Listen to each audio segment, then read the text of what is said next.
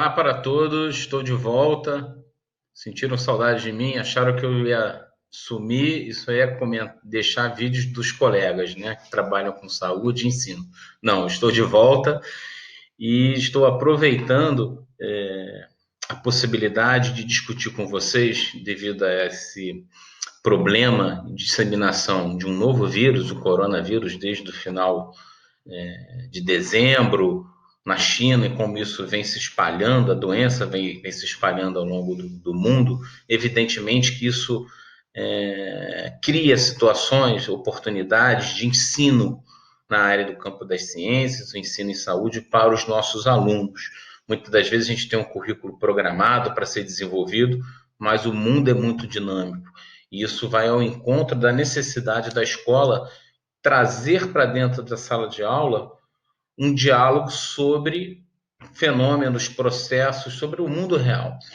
Então, eu optei em trazer, eu mesmo tinha um planejamento de vídeos, mas por conta dessa questão de saúde mundial, eu vim, né, aproveitei e trouxe agora, estou trazendo, melhor dizendo, nesse exato momento, uma discussão sobre possibilidades.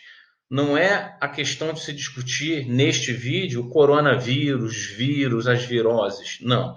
É de como é possível, a partir de processos que acontecem no mundo, numa sociedade, numa cidade, né? Na semana retrasada, algum tempo, a gente discutiu aqui o problema da contaminação de uma cerveja em Belo Horizonte.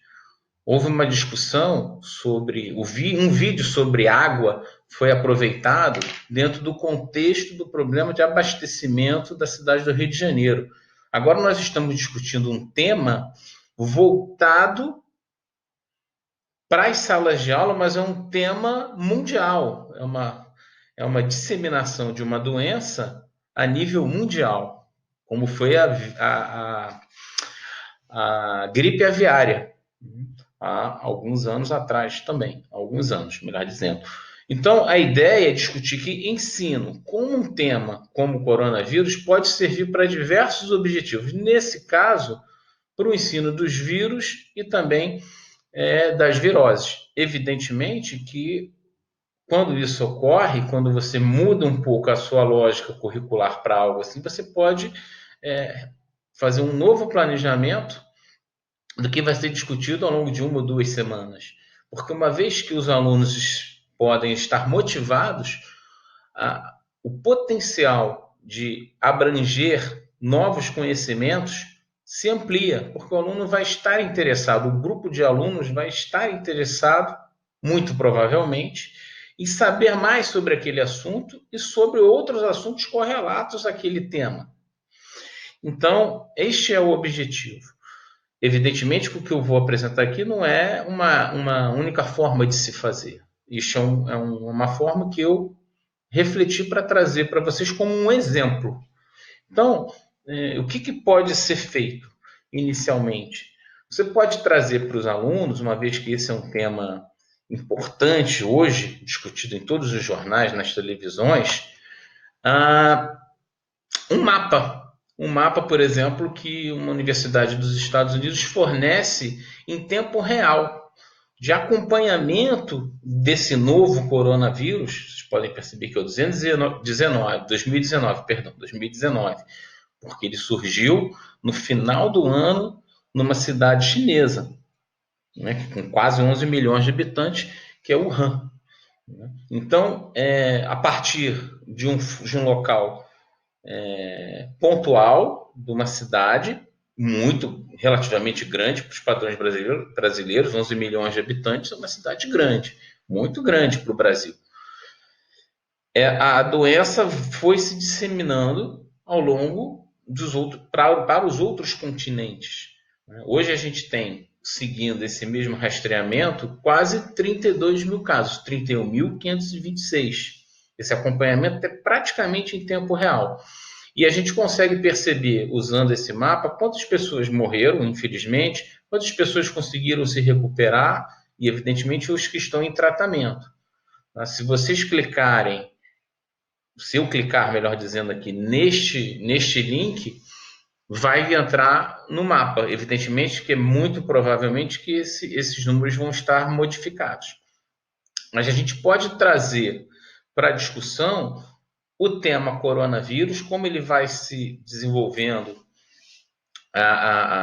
os relatos dos casos, né, a comprovação dos casos da doença em todo o mundo e ver, inclusive, como é que está no Brasil. Será que o Brasil realmente já tem um caso relatado? Tem mais de um? Não tem nenhum ainda? E a América Latina? A doença chegou na América do Sul?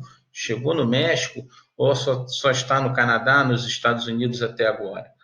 Então, é possível, por cima, a partir desse mapa, começar a discutir o tema. E, a partir disto, a gente evoluir na discussão com os alunos. Uma outra forma, e complementando, é apresentar imagens como essas. Fazendo um resgate um pouco sobre a aprendizagem baseada em problemas, não necessariamente isso precisa ser trabalhado com a aprendizagem baseada em problemas, até pode. Nós podemos usar o cenário real que está acontecendo no mundo e construir um caso, construir um cenário para discussão com os alunos. É muito possível ser feito isso. Mas aqui, nesse caso, é uma forma de discutir o assunto de uma maneira mais interessante, que o aluno se motive a trabalhar em grupo ou individualmente para compartilhar informações sobre o tema. Então, a gente pode trazer imagens e perguntar aos alunos.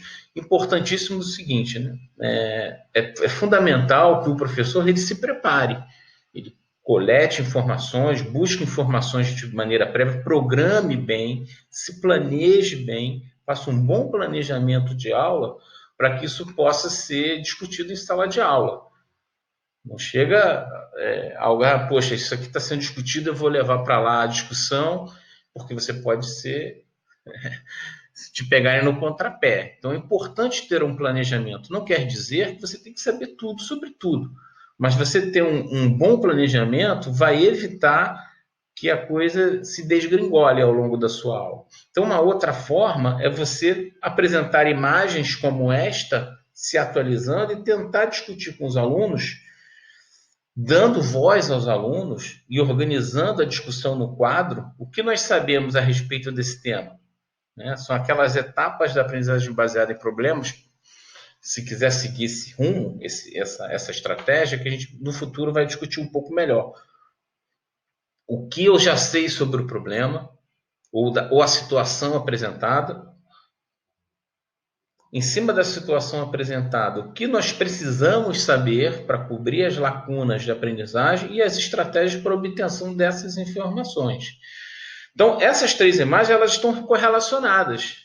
E a gente pode criar uma discussão com os alunos sem necessariamente ter um caso. Você pode, poxa, eu não tive tempo de elaborar uma situação problema ou um caso investigativo, juntar muito material, mas buscar rapidamente informações em sites, em instituições de confiança e montar uma lógica de discussão com os seus alunos em sala de aula.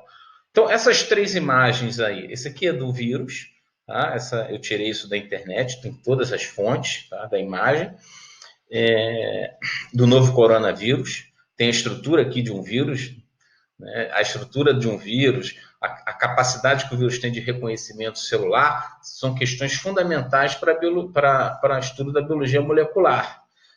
Mas, novamente, nós não estamos ainda entrando, a gente não vai entrar numa primeira aula em minúcia, detalhadamente nos aspectos do vírus, não nessa primeira aula. Essa primeira aula ela seria uma questão de sensibilização dos alunos para o tema dos vírus, das viroses. Mas como o coronavírus ele está em destaque, os alunos provavelmente vão se interessar. Poderia ser outra virose, como já aconteceu em tempos, né? Há algum tempo. Outras sempre vai haver e vai acontecer, infelizmente, novos episódios similares a esse, porque não é a primeira vez. Então, a gente tem uma estrutura aqui do vírus, uma imagem tirada do Centro de Controle e Prevenção de Doenças dos Estados Unidos, uma imagem de um animal chamado pangolim, Manis sp, a fonte da Reuters, E aqui é uma imagem de uma pessoa sendo atendida na China. Tá? A imagem é do SIC Notícias, que é um site de uma site português. Então todos têm a fonte aqui, por causa do direito autoral. É fundamental a gente estar sempre nas nossas aulas também, nas nossas apresentações, estamos preocupados com direitos autorais, né? A gente não violar, mesmo sendo um intuito educativo. Fica essa ressalva aí para vocês. Qual é a correlação dessas imagens? Se trazer essa discussão para os alunos. O pangolim, saiu um estudo essa semana na revista Lancet, que é uma das mais conceituadas do mundo, de uma universidade chinesa, de que provavelmente o hospedeiro intermediário ou reservatório do vírus pode ter sido esse animal. Porque um estudo comparativo dos vírus encontrados nesses animais com os vírus encontrados na espécie humana, que tornaram as pessoas doentes, tem uma correspondência de aproximadamente 99%. Então, estudos moleculares mostraram são quase idênticos, 99%. Então, a discussão sobre como o vírus alcança um vírus que não é um vírus que causa doenças nos seres humanos até um tempo atrás, rapidamente houve determinadas mudanças ou, de alguma forma, mutações, modificações, e que ocorreu um rompimento dessa barreira biológica. Então, como é que o ser humano se ficou infectado com o vírus? Provavelmente devido ao contato com animais silvestres. Carne, principalmente nesse caso, os mercados de animais silvestres. O pangolim, por exemplo, é um dos animais que são mais caçados e usados como tráfico de animais no mundo. E a carne desse animal é consumida por chineses, por vietnamitas. Houve também a possibilidade do consumo, teve essa possibilidade discutida, ainda não está muito compreendido, melhor dizendo, como houve essa infecção dos vírus para a espécie humana. Mas é possível que seja devido ao contato, ao consumo, talvez, da carne desses animais. Então, isso é uma discussão, e aí é importante que na discussão você não dê essas informações como eu estou dando aqui. Deixe os alunos falarem, deixe as lacunas, as dúvidas se ressaltarem, porque isso vai fazer com que os alunos se interessem. Poxa, como é que isso pode acontecer? Qual o processo de importante de vigilância de consumo de alimentos? Na China, será que eles fizeram? O que aconteceu na China? Será que eles continuaram liberando essas feiras de consumo de animais silvestres, de ir lá comprar um animal, levar para casa, abater, comer? Como é que houve algum processo de quarentena? Discutir o cenário na região onde iniciou-se, onde teve o início, né, das primeiras pessoas ficarem doentes, depois disseminou-se a doença, porque hoje você pega um avião, está na China, amanhã está no Canadá, depois você está nos Estados Unidos, volta para a Europa, da Europa volta para a América do Sul, né, ou vai para a América do Sul, melhor dizendo, depois volta para a China, passa na Austrália, né, uma pessoa que viaja, que trabalha com viagens ao longo do mundo, em 2 meses ela circula o mundo inteiro. Não é mais como era antigamente.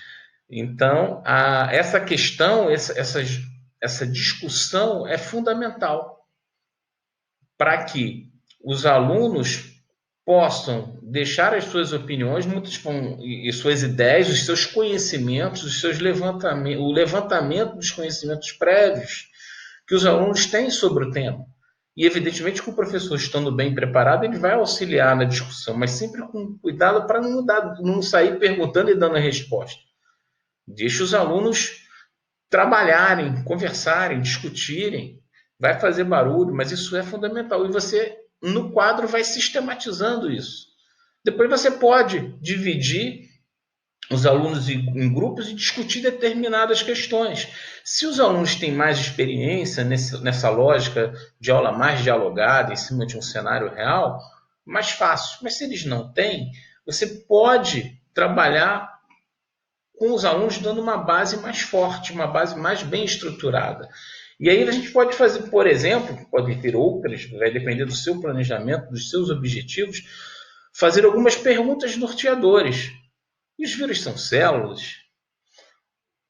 Ou se você quiser inverter, você muda. Né? Como é que será que no caso do coronavírus, esse vírus se propagou das espécies animais, de outros animais que não os seres humanos, né? De determinados vertebrados, de mamíferos, para a espécie humana? Existe tratamento? Qual é a prevenção dessa doença? Como é que ela se transmite?